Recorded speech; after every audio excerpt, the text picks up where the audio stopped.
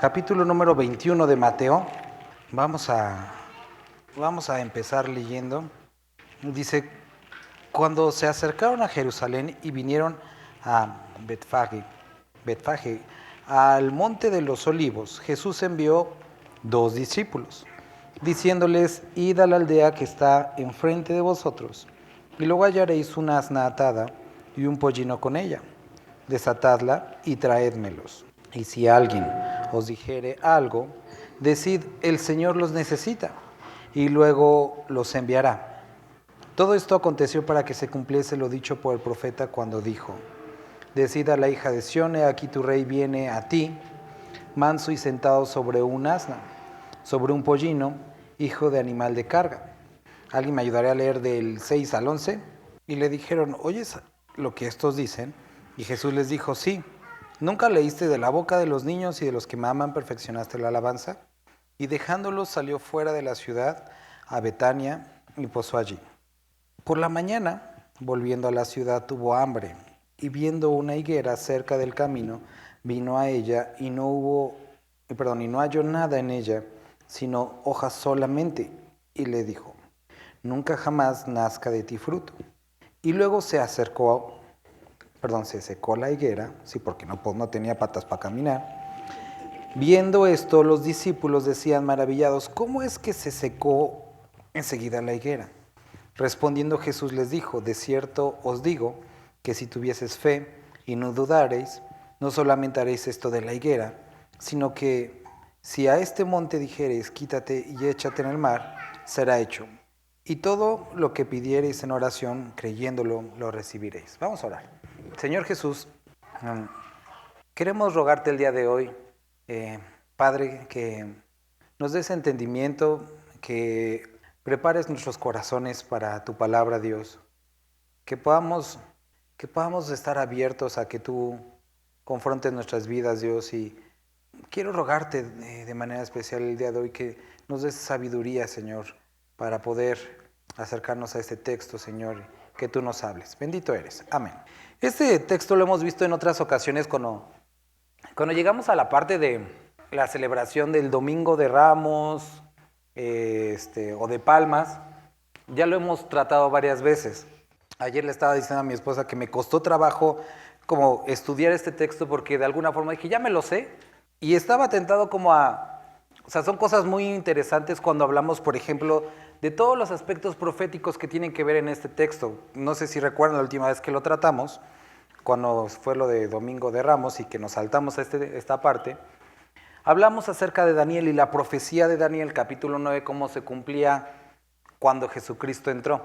Pero ayer que estaba meditando en esta parte de la higuera, me ponía a pensar que podemos quedarnos a veces con lo histórico, con lo profético, que es como interesante y es bueno, pero después de saber que Jesús entró el 6 de abril del año 32 después de Cristo, ¿eso qué?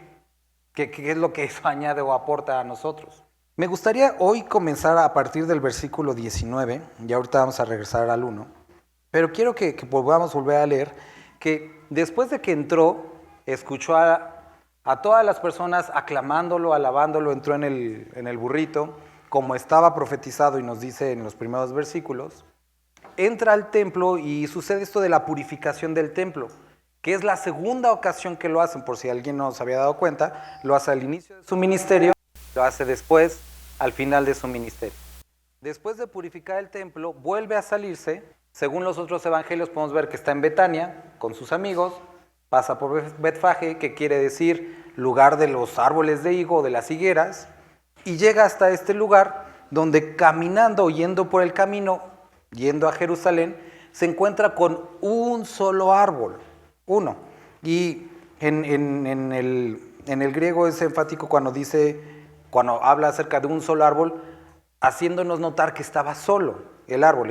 Entonces, a pesar de que el árbol o la higuera era muy común en Israel, y de hecho era uno de sus símbolos o un símbolo nacional, ese árbol en particular estaba solo en medio del camino. Entonces Jesús se acerca al árbol, versículo 18, y me gustaría llamar su atención a algunas palabras. Tuvo hambre.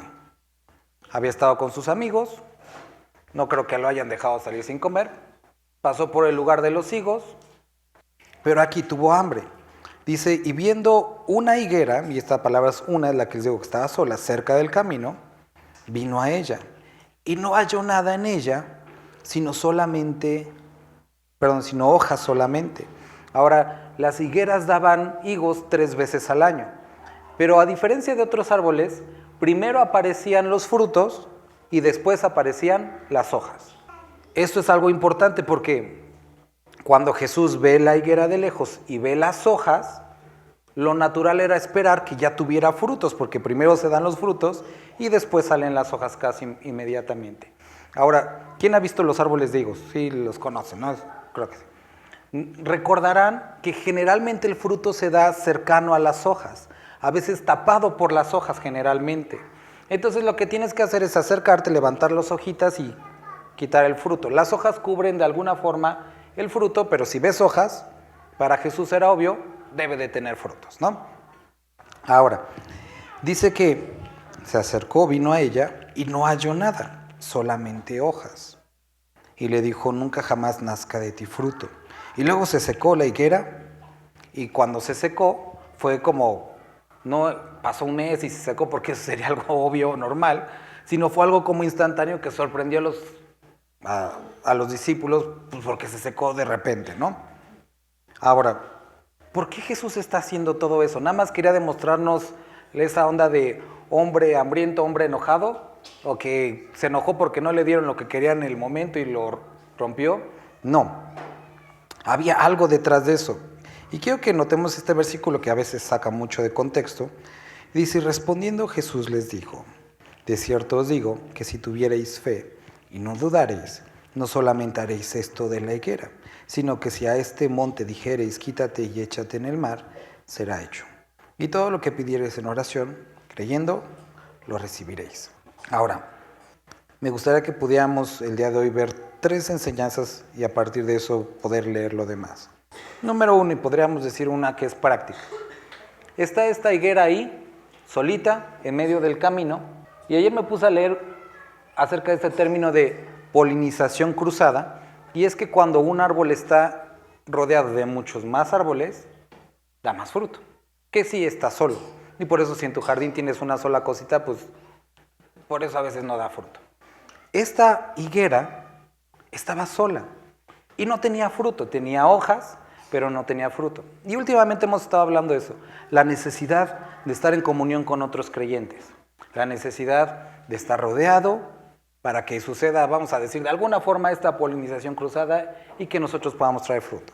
Ahora, la siguiente cosa que quiero que notemos aquí, podríamos aproximarnos a esta porción de una forma profética. Estaba Jesús de alguna forma hablando, Israel siempre es las higueras son símbolo de Israel, lo que iba a suceder con Israel unos años más adelante, que iban a venir los romanos, en el año alrededor del 60 creo que es, iban a destruir el templo y no iba a haber fruto, ¿no? Estaba describiendo de alguna forma la condición de Israel. Y una tercera cosa que me gustaría que pudiéramos notar. Jesús se acerca y esta higuera que tenía como propósito dar fruto, porque realmente no es un árbol de ornato, no tiene fruto, y si no puedes satisfacer a Jesús cuando tu propósito es satisfacerlo, no puedes ser pleno ni satisfacer a nadie más. Entonces, vemos aquí a Jesús con esta higuera. Ahora, quiero que pensemos lo siguiente. Las hojas, podríamos decir que esta higuera era una higuera hipócrita, porque las hojas decían como que tenía fruto, pero no tenía fruto. Apantallaba, de lejos se veía como que sí, pero no tenía fruto. ¿Qué sucede en el capítulo 21? Jesucristo viene entrando a Jerusalén. Y ahorita vamos a leer un ratito más Lucas capítulo 13, que habla una parábola acerca de esta higuera y dice que el Señor que la sembró durante 3 años estuvo esperando fruto, así como Jesús itinerantemente estuvo yendo a Jerusalén buscando fruto. Entra este capítulo 21, 6 de abril del año 32 después de Cristo, el día que iba a ser anunciado como Mesías, y lo primero que encuentra es un grupo de personas que lo están alabando, Nosotros decimos, órale, qué padre, ahí está el fruto de todo el ministerio. 3 años de hacer milagros, sanar enfermos, predicar el evangelio, personas bautizadas, algunos llevados al arrepentimiento durante 3 años. Y entonces llega y encuentra personas diciendo, Hosana al Hijo de David. ¿Qué quiere decir salve, no? Ellos estaban de alguna forma, y lo podemos ver a lo largo del evangelio, esperando una liberación política, lo cual era algo que Jesús no iba a hacer. Y producto de esa, como Jesús no hizo lo que esperábamos, una semana después, esas mismas personas que decían Hosana, iban a decir, crucifíquenlo, que su sangre sea sobre nosotros y sobre nuestros hijos. Entonces vemos una adoración o una alabanza, pero Jesús va al templo. Y cuando llega al templo, encuentra que el templo seguía igual que como la primera vez que entró, cuando él purificó el templo. ¿Recuerdan? La primera ocasión hizo lo mismo, tomó las cuerdas, dio latigazos, tiró las mesas, sacó a los animales, y pasaron 3 años, y nos damos cuenta que lo que debía ser una casa de oración, seguía siendo una cueva de ladrones. Es decir, había en lo externo una canción, el repetir un salmo, Hosana al Hijo de David, pero en lo interno, en la práctica, seguía siendo una casa de ladrones. Y después llega a este lugar y entonces está esta representación de la higuera, un árbol que en lo exterior tenía hojas como que queriendo apantallar como si hubiera mucho fruto, pero que en lo interior no tenía fruto. Vamos al capítulo 13 de Lucas. Y van a decir, bueno, sí, ya sé. Entonces la prédica tiene que ver con que demos fruto. Ya lo he escuchado. Pero creo que no has escuchado esta parte que a mí, o a lo mejor ya has escuchado. Ayer en la noche que estaba leyendo, se me hizo dura de escuchar, y espero que para ti también sea dura, pero que produzca algo. Capítulo 13 de Lucas, versículo 6. Dijo también esta parábola. Tenía un hombre una higuera plantada en su viña, y vino a buscar fruto en ella, como Jesús lo hizo, y no lo halló. Y dijo al viñador, he aquí hace 3 años que vengo a buscar fruto en esta higuera, y no lo hallo. ¿Y entonces qué dijo? Córtala. ¿Para qué inutiliza también la tierra? No solamente ella es infructífera, sino que está echando a perder la tierra, la está haciendo. Podría tener otra higuera ahí que sí diera fruto. Y uno puede decir, bueno, qué tajante, pero ese era el propósito de la higuera, dar fruto. No es de ornato, no da sombra, es dar fruto. Y si no da fruto, no tiene propósito.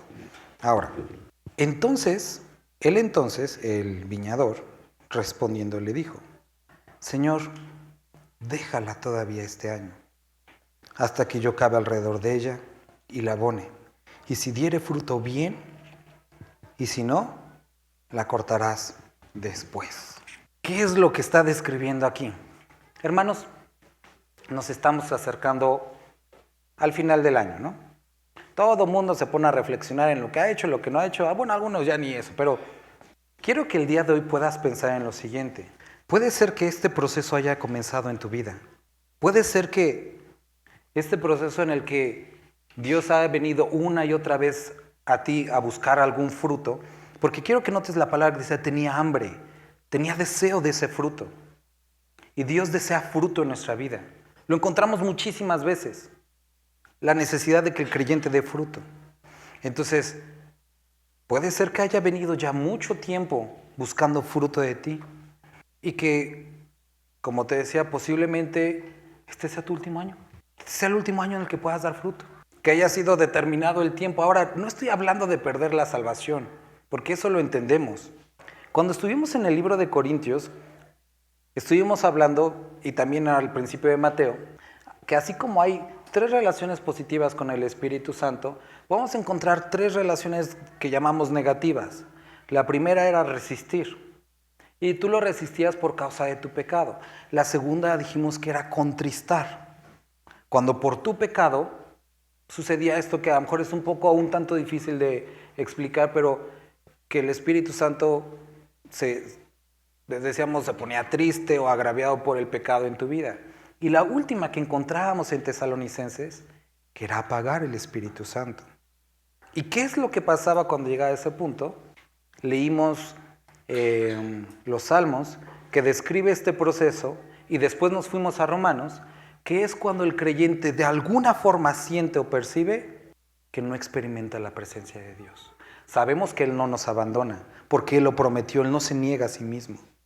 Pero puede llegar el momento que por la dureza de tu corazón, por la resistencia a su palabra, por la desobediencia que tú hayas presentado a Él, puedas percibir que Él no está ahí, o que no te escucha, o que no responde. Y vuelvo a repetir, puede ser que este sea el último año. Digo, solamente puede ser. O incluso algunos posiblemente estamos en ese proceso de ya no experimentarlo. Y quiero que podamos recordar lo que Dios decía en el libro de Génesis cuando estaba hablando del diluvio. Mi alma no contenderá para siempre con el hombre. Dios te ama, Dios te rescató, por supuesto, pero Él espera de ti fruto. La semana pasada estábamos hablando precisamente de esto. El fruto no es optativo, el fruto se espera de ti y vas a dar cuentas. Pero así como hay una, vamos a decir, consecuencia futura en la eternidad, hay una consecuencia presente, que es esa vida fría, como sin poder. Esa percepción que podemos tener los seres humanos de lejanía de Dios. Y lo triste es que muchos se acostumbran a vivir de esa forma. Ahora, quiero que podamos, ahorita en Lucas, poder ver, bueno, ¿y qué se hace con esto? Aquí podemos ver la intervención del viñador, que sabemos que Cristo está intercediendo por nosotros. Pero mira qué es lo que describe, qué es lo que tiene que hacer o qué es lo que quiere hacer. Dice, 1 año más, hasta que yo cabe alrededor de ella y la abone. Y lo que tenía que hacer, o lo que hacían, o a lo que se refiere esto cuando dice cavar, es exponer un tanto las raíces, para ver si hay algún daño en las raíces. Es decir, buscar el origen del problema. Y sabemos, porque así lo describe la palabra, que el origen de nuestros problemas es el pecado. ¿Y qué es lo que tiene que hacer Dios? Exponer el pecado. Ese es el problema fundamental, el alejamiento de Dios por causa de nuestro pecado. Y sabes, cuando estamos llegando a ese momento, lo que necesitamos es pedirle a Dios, y lo que Dios hace es exponer nuestro pecado. Puede ser en algunos casos a nosotros mismos para que tomamos la acción, o en algunos casos más drásticos, Dios expone el pecado a los demás para que nosotros seamos sanados. Pero se tiene que hacer.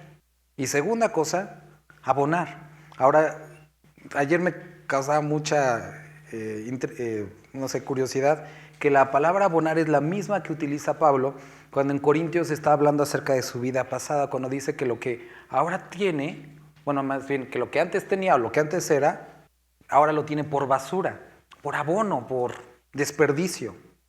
Y esto es a lo que está describiendo. La forma en la que somos abonados es la palabra en nosotros que produce una muerte a nuestro pasado. Dejar de ser lo que éramos, dejar nuestro viejo hombre morir. Entonces, por una parte vemos que nuestro pecado necesita ser expuesto, y segunda cosa, morir a lo que éramos. Ahora, tenemos que ver qué es lo que hizo en el templo, o qué es lo que estaba esperando del templo. Recuerda, nosotros somos ahora el templo del Espíritu Santo. Primera cosa que quiero que notes, en versículo 12. Echó fuera a todos los que vendían y compraban en el templo, y volcó las mesas de los cambistas y las sillas de los que vendían palomas. Y les dijo, escrito está, mi casa, casa de oración será llamada. ¿Qué es lo que necesitas? Búscalo en oración. Busca a Dios en oración. Él desea escucharte, que se convierta en un clamor. Segunda cosa que quiero que notemos aquí. Dice que vinieron a él personas con necesidades, enfermedades, ciegos, cojos, y los sanó.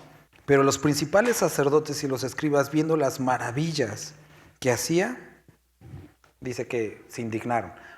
Primera, oración. Segunda, poder. Una demostración de poder. Pastor, tenemos que empezar a hacer milagros. No estoy hablando de eso. Pablo describe lo siguiente a las personas en Corinto.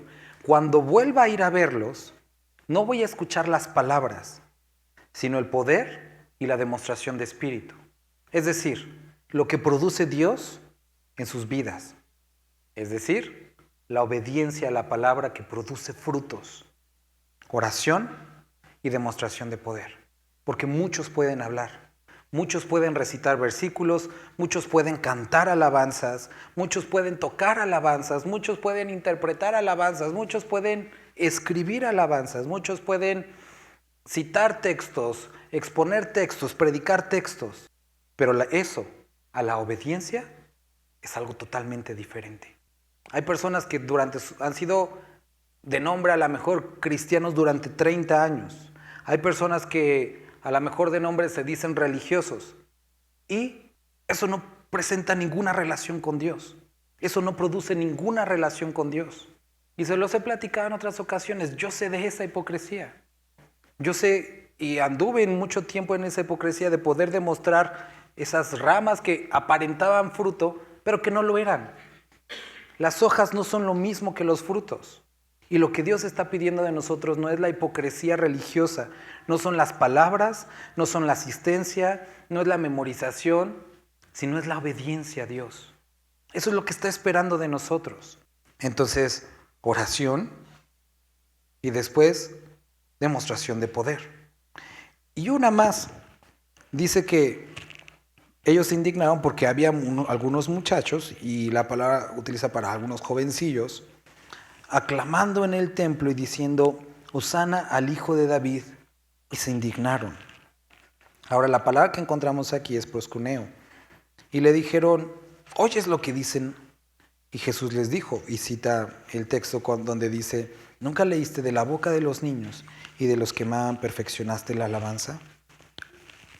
Eso quiere decir que en el caso de ellos, su alabanza era un tanto diferente a la del día anterior, porque el día anterior las personas tenían pretensiones políticas, económicas, sociales hacia Jesús. Pero en este momento simplemente estaban maravillados por lo que Él había hecho. Y lo que Dios había hecho había producido en ellos el deseo de adorarle. Oración, demostración de poder y adoración. Oración, demostración de poder y adoración.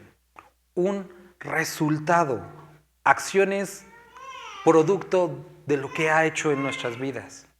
Vamos a regresar un poco más. Entra Jesús y como había hecho en otras ocasiones, está deseoso de un fruto. Y había algo aparente que era canciones, era citar algún versículo, pero estaba vacío.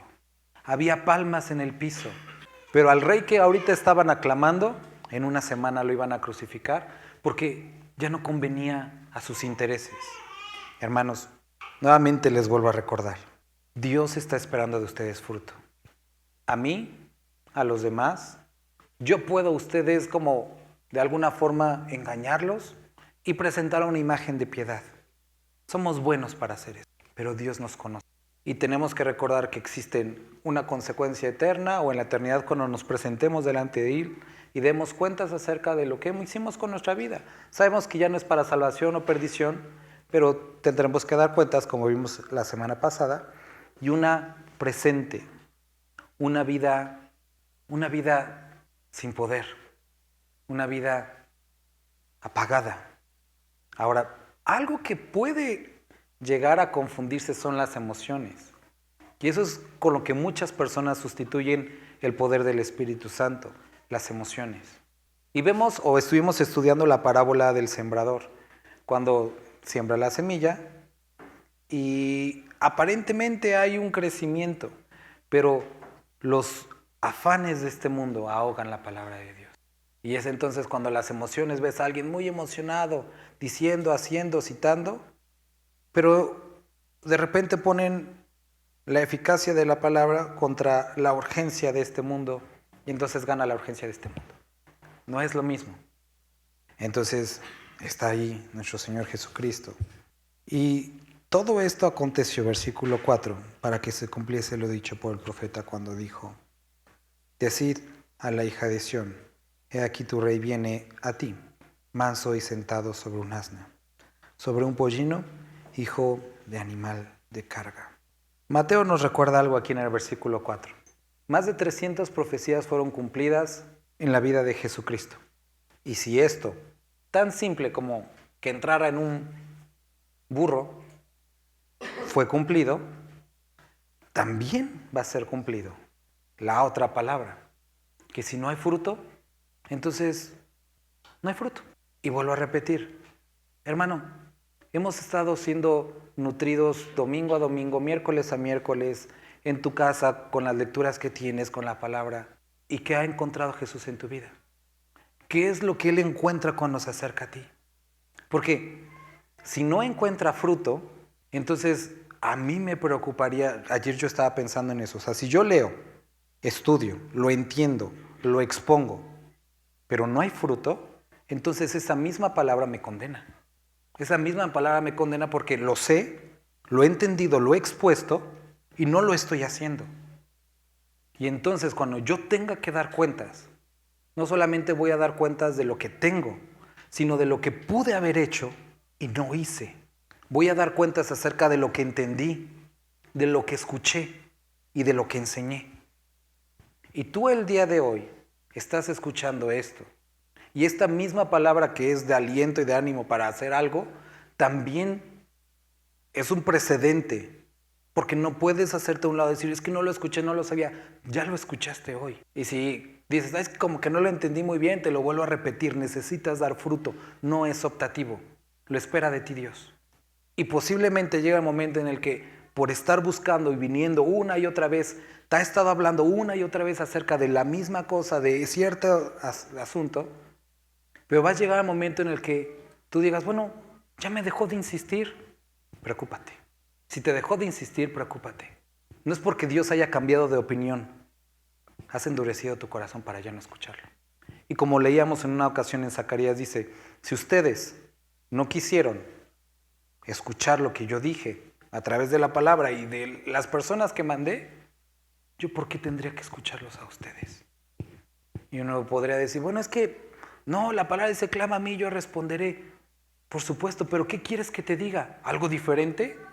Jesús, Dios tiene algo que decir y ya te lo ha dicho. Y si tú no lo obedeces, posiblemente no haya más que decir. Hasta que se complete la primera obediencia, entonces podremos pasar a la segunda parte. Y quiero que notes que estos estaban alabándole. Habían tomado una porción de la Escritura y la habían aplicado correctamente a Cristo.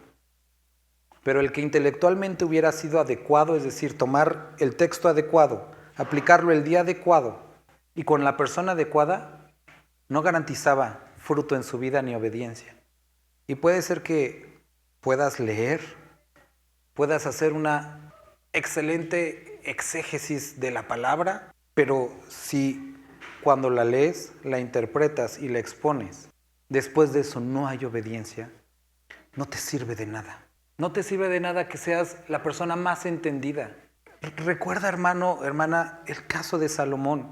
Es un hombre que Dios ama, que Dios le dio sabiduría, pero llegó al momento en el que lo único que él pudo percibir de la vida era que era vanidad, que no tenía sentido. Imagínate poseer intelectualmente todo el conocimiento, económicamente todos los bienes y no encontrarle sentido a la vida. Y eso es por lo que acabamos de decir, si no puedes satisfacer a Dios, no puedes satisfacer a nadie. Vas a estar vacío para siempre. Por lo menos lo que dure esta vida. Y es una forma muy mala de pasar la vida para un creyente. O puede ser en algunos casos la evidencia de que incluso la mejor nunca has rendido tu vida a Cristo. Y eso sería aún mucho más grave y triste. Porque estando tanto tiempo, tan cerca, con la palabra tan a la mano, nunca pasaste de muerta vida. Y eso no tiene que ver con Dios, no tiene que ver con la iglesia, no tiene que ver con el pastor, no tiene que ver con los hermanos, porque el evangelio es poder de Dios para salvación y está dispuesto. Pero el creyente, o más bien el individuo, debe decir, es lo que quiero. Cuando entró a Jerusalén, toda la ciudad se conmovió diciendo, ¿quién es este? Y esta es una pregunta que nuevamente viene y que me gustaría animarte a responder. ¿Quién es Cristo para ti? Y la gente decía, este es Jesús, el profeta de Nazaret.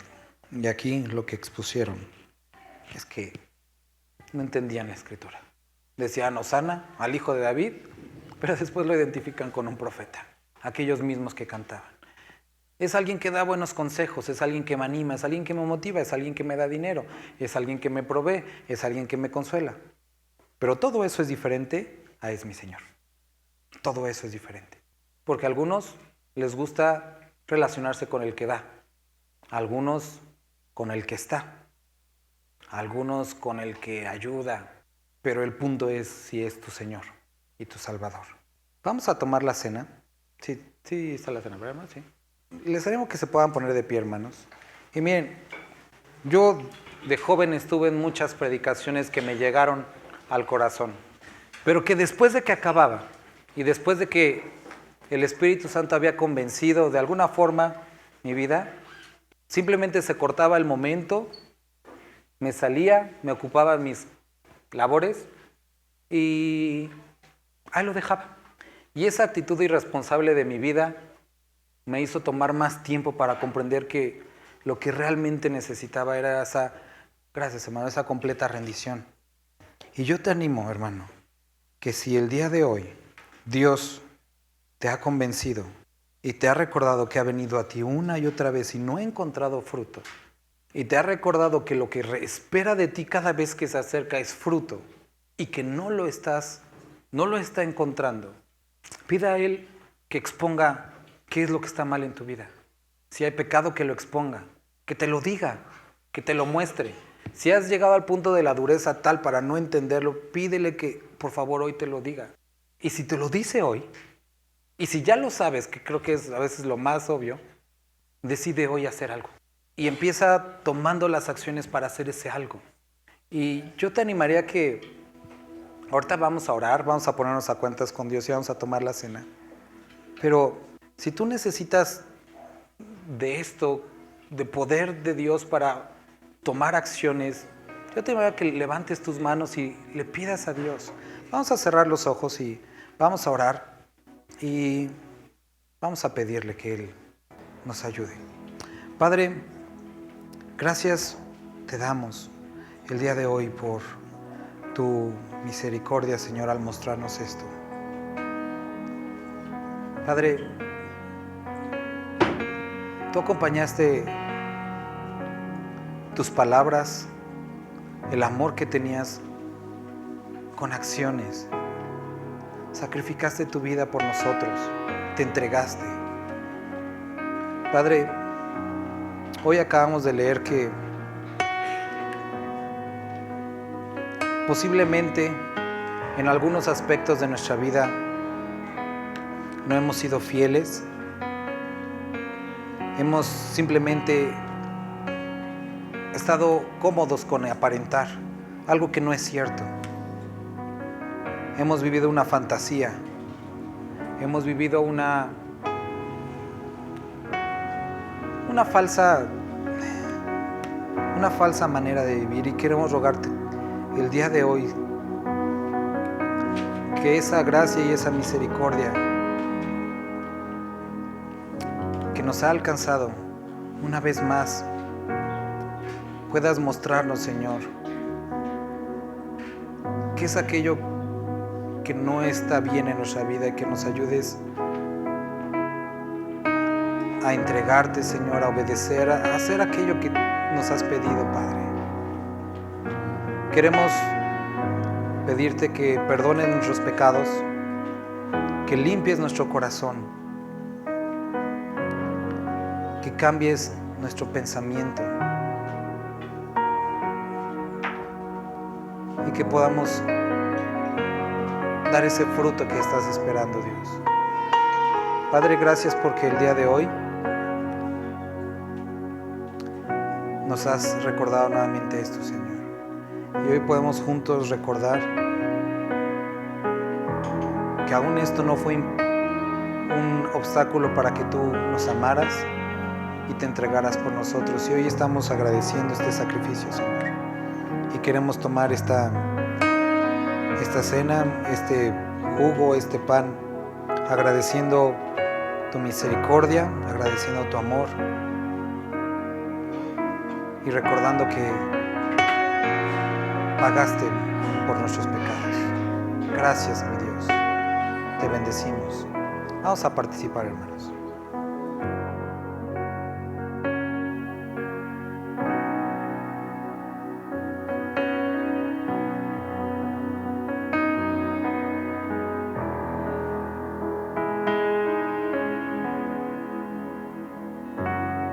Y te animo que uses este tiempo, que vamos a alabar al Señor, para meditar en esto.